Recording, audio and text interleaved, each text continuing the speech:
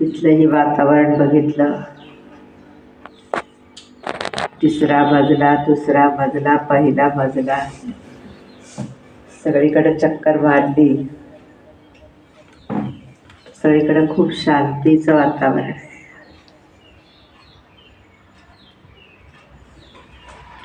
हा महिना आहे पण शांतीचा खजाना एकत्र करण्याचा महिना आहे. या महिन्यामध्ये परभणी, नांदेड, नगर, पुणा, तासगाव सगळीकडे मी बघितलं की भाऊ बहीण खूप चांगल्या पद्धतीनं दिव्य गुणांचा जो खजाना आहे तो बाबाकडून एकत्र करत आहे. शक्तींचा जो खजाना आहे, संपत्ती आहे, शिवबाबाकडून खूप चांगल्या पद्धतीनं एकत्र करत आहेत ना. तुम्ही करताय ना? सगळे खुश आहे ना? खुश आहे ना. रोजच्या लाईफमध्ये विशेष आपण सर्वांनी 3 गोष्टींना वाढवत न्यायचं. त्यामध्ये पहिली गोष्ट आहे शांती.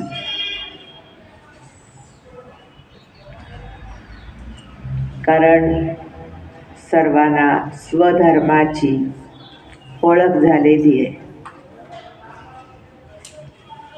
स्वस्वरूपाची पण ओळख झालेली आहे,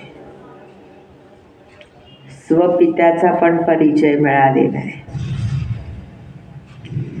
स्वघर काय आहे तेही कळलेलं आहे. आणि या जगामध्ये सगळ्यात मोठी शक्ती जर कोणती असेल तर ती आहे शांतीची शक्ती. सगळ्यात मोठी शक्ती. आजच ईश्वरीय महावाक्यांच्या मध्ये शिवबाबांनी सांगितलं, एक आहे सायन्स आणि दुसरं आहे सायलेन्स. सायन्सचा सुद्धा जो जन्म आहे तो कशातून झालेला आहे? सायलेन्स मधून झालेला आहे. वेगळ्या वेगळ्या प्रयोगशाळेत जर तुम्ही गेला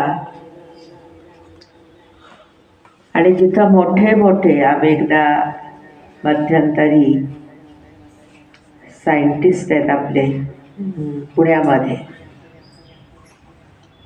आत्ता नाव विसरले मी त्यांचं, ज्यांनी विजय नाव आहे त्यांचं, भटकर, विजय भटकर. ही अशी व्यक्ती आहे की ज्यांनी कॉम्प्युटरचा शोध लावलेला आहे. त्यांना कृषीमध्ये खूप इंटरेस्ट आहे. प्रॉपर ते तिकडचे नागपूर साईडचे आहेत, अकोला.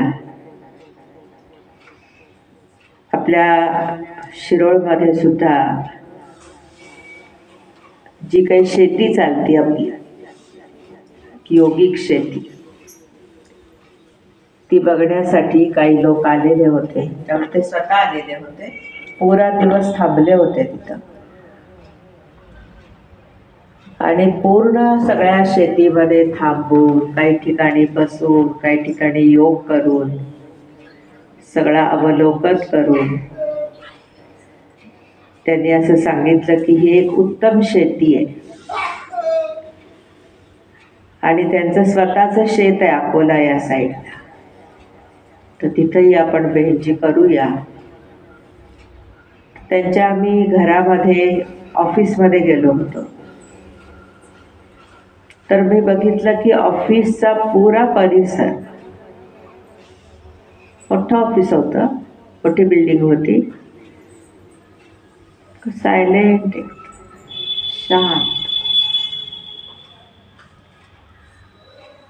तर सायन्सचा सुद्धा जो जन्म आहे, प्रयोग, नवनवीन ज्या गोष्टी त्यांना सुचतात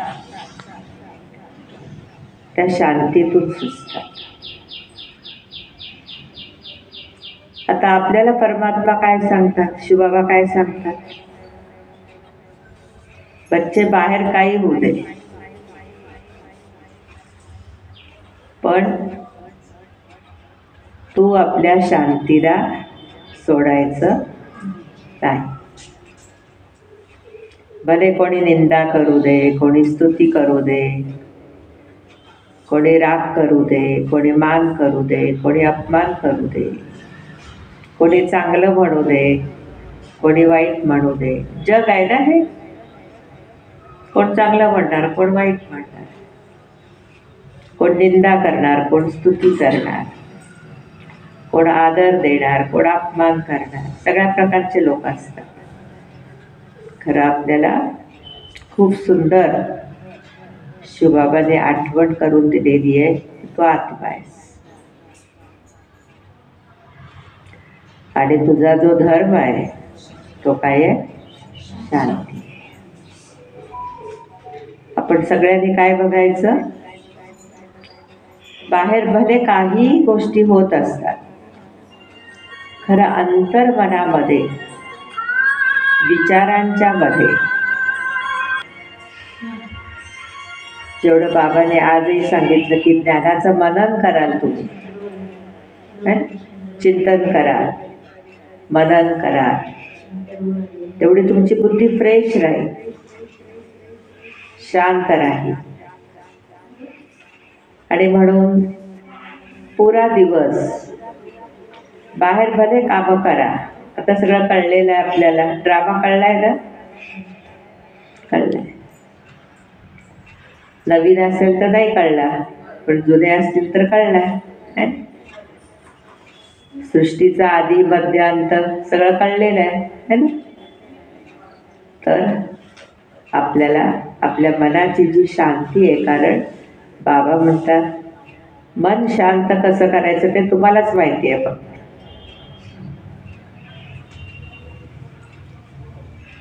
कारण आम्ही जगामध्ये बघतो खूप लोक असे येतात, व्यर्थ थांबतच नाही, निगेटिव्ह जातच नाही. असे लोक भेटतात की बेंजी खूप विचार केला तरी सुद्धा आज जे आहे काहीतरी जातच नाही, काढताच येत नाही त्याला. पण आपण सगळे नशीबवान आहोत की आपल्याला आपलं माइंड कसं शांत ठेवायचं ते कळलं ना. कुणाकुणाला कळलं ते हात वर करा. थँक्यू.